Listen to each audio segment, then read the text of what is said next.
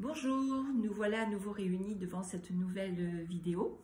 Donc c'est une vidéo un petit peu spéciale, on va dire, qui est un petit peu différente des autres. Aujourd'hui, je vais vous parler des MPN, donc des manipulateurs pervers narcissiques, bien sûr, face à une séparation et face à la garde des enfants. Donc comme vous savez, vous savez que ce sont des gens qui ont des comportements qui sont très négatifs. Vous avez peut-être malheureusement vécu auprès de ce personnage. Donc, il vous a manipulé, il vous a fait du mal, il vous a rabaissé, il vous a violenté verbalement, il vous a violenté psychologiquement, physiquement.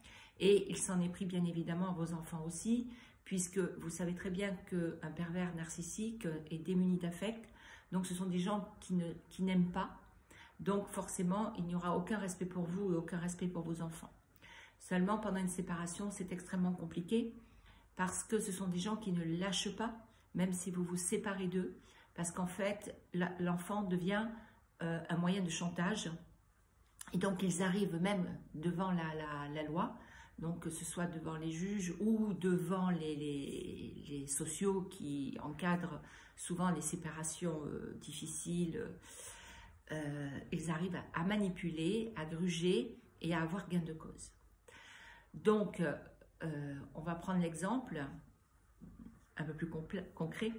Donc, vous êtes dans une séparation, donc vous avez eu enfin la possibilité, la force, le courage de quitter cet homme avec qui vous viviez depuis des années, qui est un manipulateur pervers narcissique. Enfin, vous êtes sorti de ses griffes, mais vous n'êtes pas guéri pour autant, puisqu'il faut du temps pour se reconstruire. Et malheureusement, ce temps pour se reconstruire, il ne va pas vous le laisser puisqu'il va attaquer immédiatement par rapport aux enfants. Donc, vous avez l'obligation de prendre un avocat, il est dans l'obligation de prendre un avocat, donc vous allez raconter votre histoire à l'avocat, bien évidemment, votre avocat qui va tout mettre en œuvre pour vous protéger et surtout protéger vos enfants. Puis, lui va faire la même chose de son côté, sauf que lui, en racontant l'histoire, il va raconter sa propre histoire, il va raconter ses propres comportements en les faisant passer pour vous. C'est-à-dire ses attitudes vont devenir les vôtres auprès de son avocat. Et comme ce sont des gens qui ont une grande force de persuasion et qui sont très théâtrales dans leur manière d'être, et comme ils croient à l'histoire qu'ils racontent, ben, forcément, l'interlocuteur en face y croit aussi, puisque par cette croyance qu'il a en lui, il la communique à l'autre, et l'autre le croit à 100%. Donc c'est vous la dangereuse, et c'est vous, bien sûr, la bête à abattre. Donc vous allez passer devant les juges, chaque avocat va faire son job, et c'est là que le bal va commencer en quelque sorte. Donc, dès le départ, quand vous passez devant le juge, il faut vous mettre d'accord en amont avec votre avocat, demandez de suite, n'attendez pas, un certificat d'état mental, c'est-à-dire un certificat par un psychiatre désigné par le tribunal pour voir l'état mental de la personne, pour voir si c'est quelqu'un d'équilibré, quelqu'un de dangereux, etc. Il y a des experts qui travaillent avec les tribunaux et les juges peuvent mandater ce genre de décision. Donc, ça, c'est un papier qu'il va falloir que vous obteniez parce que ce papier, ça va être en quelque sorte votre sésame, c'est-à-dire qu'il vous aidera tout au long de toute cette procédure.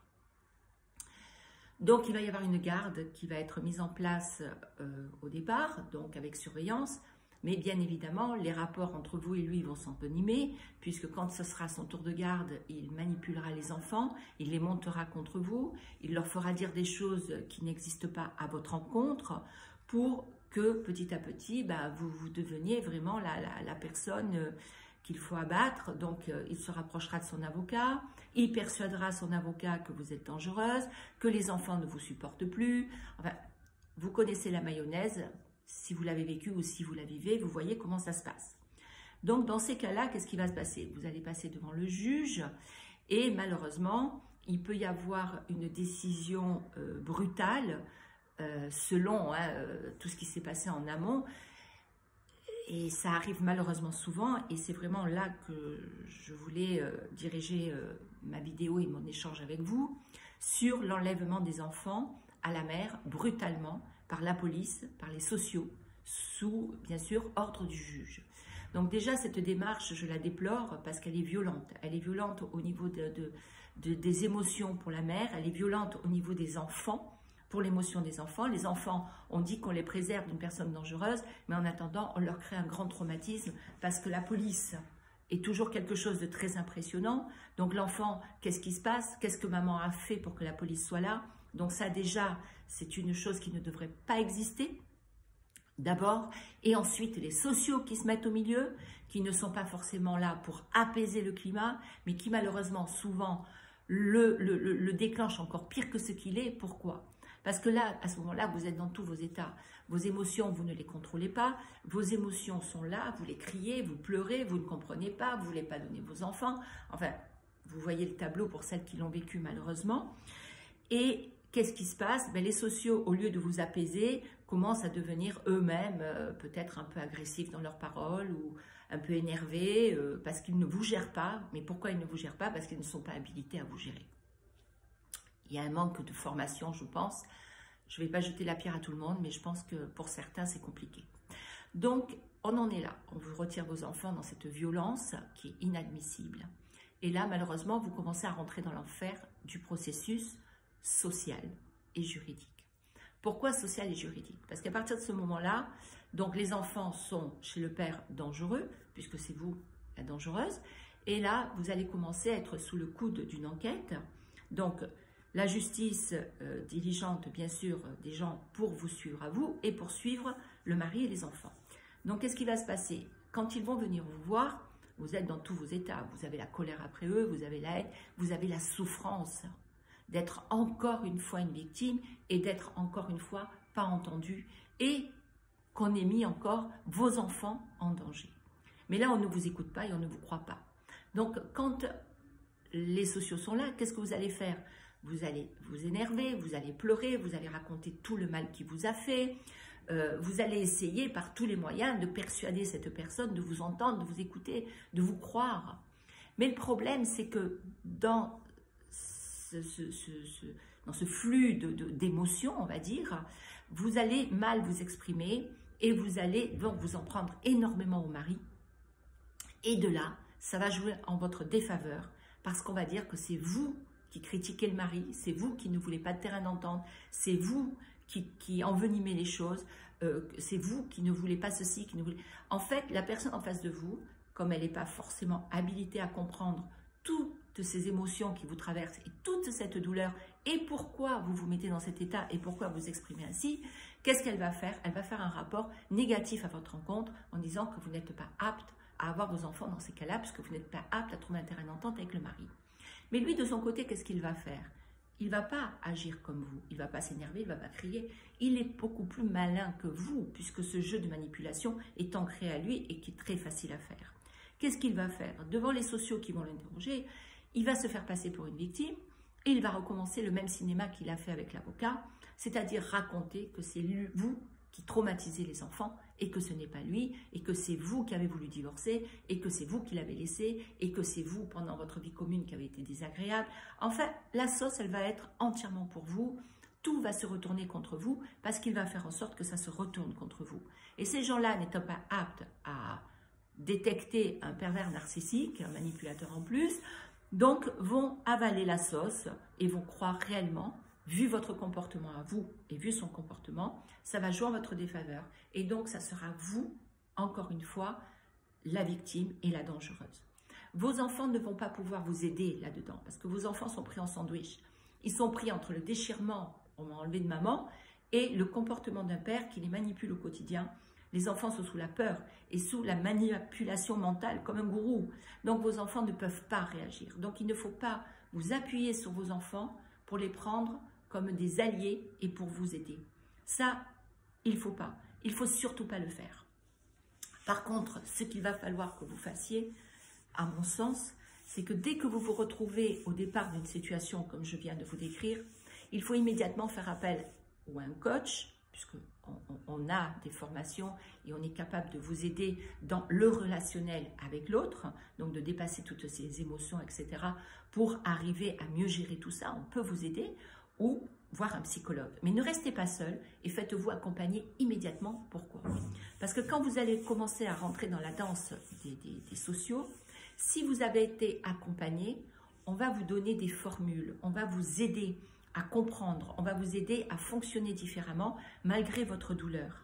Ce n'est pas parce que vous ne hurlez pas ou que vous ne critiquez pas l'autre que votre douleur, vous allez la perdre. Pas du tout, votre douleur, elle est là. Il faut juste apprendre à la gérer et à la transformer en énergie positive pour que les choses aillent dans votre sens.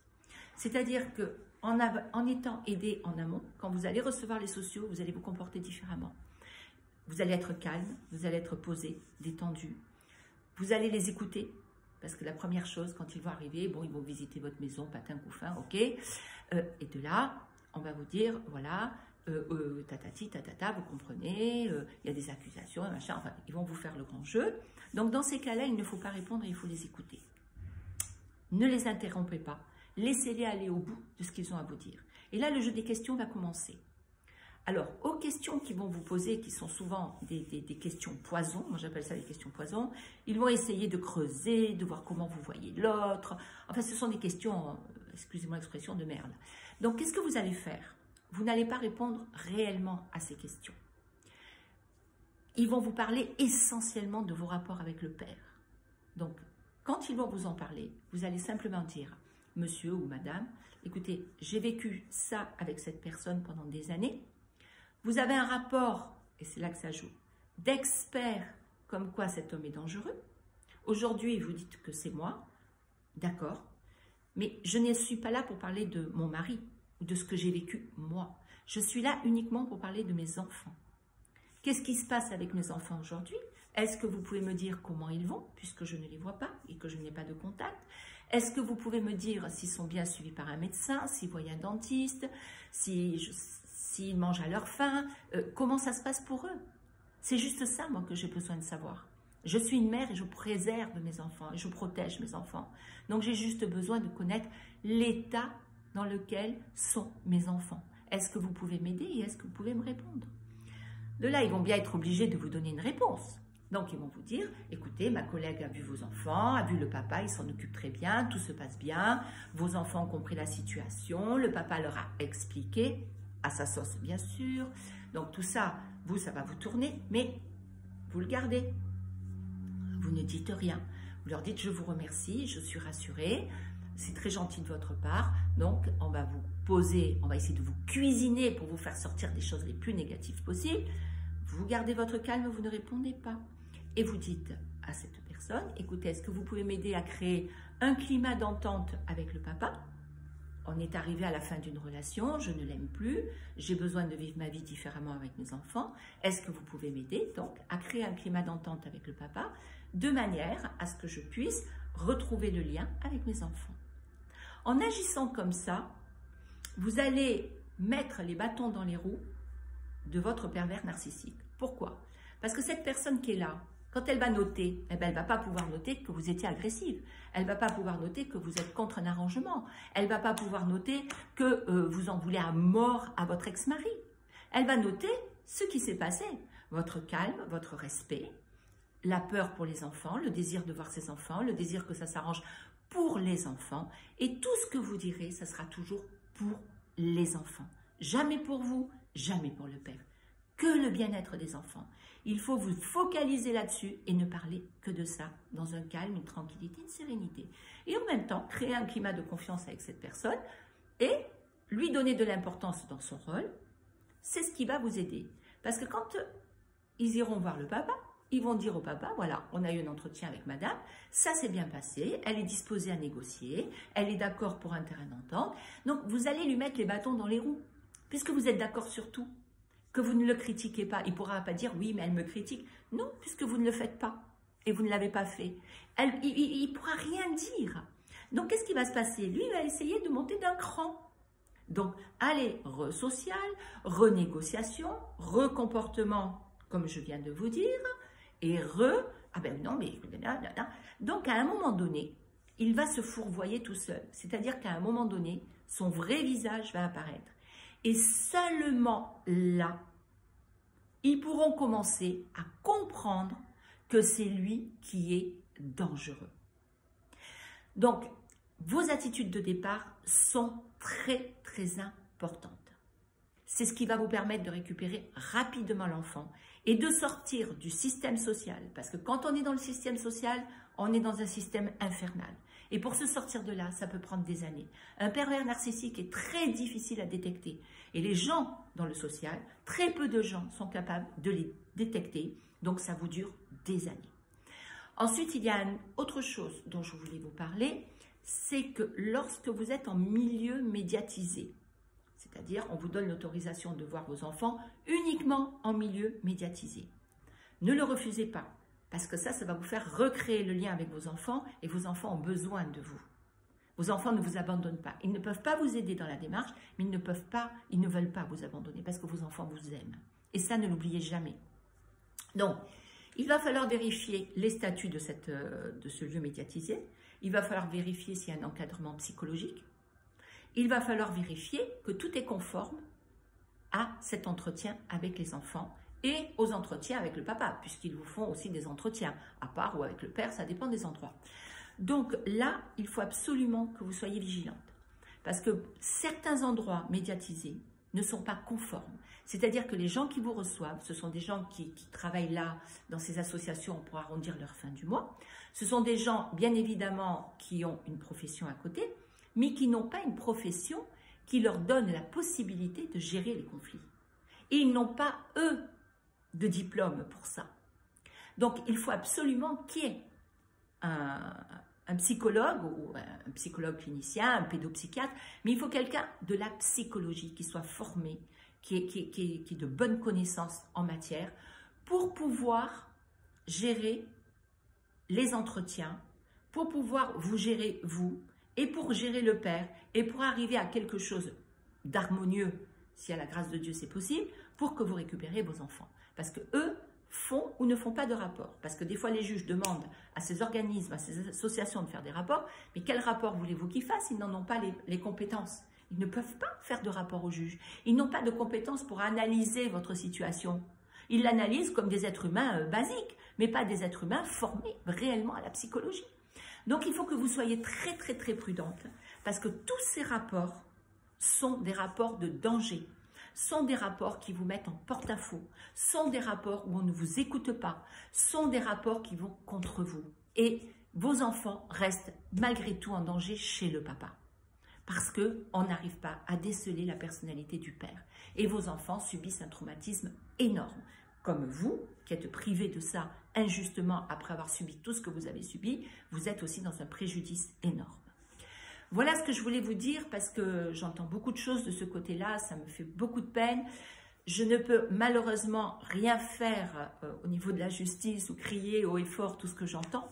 Mais par contre, ce que je peux faire pour vous, qui peut peut-être apporter une pierre à l'édifice, peut-être vous aider, c'est vous proposer de m'envoyer un mail à l'adresse que je vais mettre bien sûr dessous. Donc vous allez trouver mon adresse mail, il n'y a pas de problème. Vous allez pouvoir m'envoyer un mail, me raconter votre histoire, me raconter votre parcours du combattant, si vous le souhaitez, hein, bien évidemment. Je sais que c'est intime, mais bon, en même temps, des fois c'est nécessaire pour comprendre ce que vous vivez et le contexte dans lequel vous le vivez et pourquoi vous le vivez. Donc n'hésitez pas si vous le souhaitez. Je vous répondrai gratuitement à ce mail. Je vous le promets. Alors, je ne vous dis pas que je vais vous faire un roman, mais je vais essayer de vous comprendre. Je vais essayer de vous donner des indications de comportement. Je vais essayer de vous guider comme je pourrai au travers de ces mails pour vous aider dans votre démarche qui est malheureusement le vrai parcours du combattant. Et c'est très, très, très difficile. Et je le sais. Et je l'entends puisque j'ai des clientes au téléphone. Je les soutiens, j'essaye de les aider du mieux possible. Je ne suis pas dans le juridique, donc je ne connais pas les lois, mais je sais que vous avez des droits, je sais que vous avez des possibilités, je sais qu'il y a énormément de malfaçons. Je sais aussi que les sociaux se prennent des droits qu'ils n'ont pas. Donc, chaque fois que vous constatez des anomalies, n'hésitez pas à les faire valoir auprès du juge. C'est vrai que les juges se basent beaucoup sur les rapports de ces gens-là. Des rapports sont faussés parce que ce sont des êtres humains avant tout qui manquent de formation et qui prennent pour argent comptant ce que vous allez dire. C'est pour ça qu'il faut que vous soyez prudent malheureusement dans vos paroles. Donc vous sortez d'une séparation de quelqu'un qui vous a violenté, qui vous a maltraité, et la maltraitance malheureusement continue après parce qu'on vous enlève vos enfants et qu'après il faut encore vous battre pour récupérer vos enfants parce que vous voulez avant tout protéger vos enfants. Donc voilà, c'est ce que j'avais vraiment envie de vous dire aujourd'hui. Battez-vous, ne baissez pas les bras, mais battez-vous intelligemment. C'est-à-dire pas un mot plus haut que l'autre, pas d'insultes chez le père. Si le père vous envoie des textos incendiaires ou quoi que ce soit, hop, un huissier, faites constater. Vous ne bougez pas. Vous avez vos enfants au téléphone, vous leur parlez de la pluie et du beau temps, vous ne parlez jamais du père et de la procédure. Vous les voyez en milieu médiatisé, vous leur parlez des copains, de ce qu'ils aiment faire, du sport, vous ne parlez jamais du père. Parce que lorsque vos enfants vont être récupérés, il va les cuisiner. Et quoi que vos enfants disent, ça se retournera contre vous parce que lui alimentera de manière à ce que ça se retourne encore contre vous. Donc vous êtes verrouillés partout, vous êtes dans des périodes extrêmement délicates, on marche sur des œufs. Donc il faut que vous appreniez à marcher sur des œufs. C'est la seule manière de pouvoir récupérer vos enfants et de vous sortir enfin de cette situation. Voilà, je vous embrasse toutes, je vous souhaite vraiment beaucoup de courage pour celles qui rentrent dans cette situation et celles qui y sont déjà. Aidez-vous entre vous, partagez ma vidéo parce que je suis sûre qu'autour de vous, beaucoup de femmes ont besoin de conseils et ne savent pas forcément où aller pour les conseils. Donc je le fais vraiment en toute solidarité avec vous. N'hésitez pas à m'envoyer vos mails. Si je peux vous aider, je vous aide. Partagez ma vidéo, likez ma vidéo. Ça permettra à d'autres de pouvoir arriver sur cette vidéo et ça permettra peut-être de les aider. Je vous dis à très vite. Passez un très bon week-end puisqu'on est vendredi et je vous dis à très bientôt. Merci.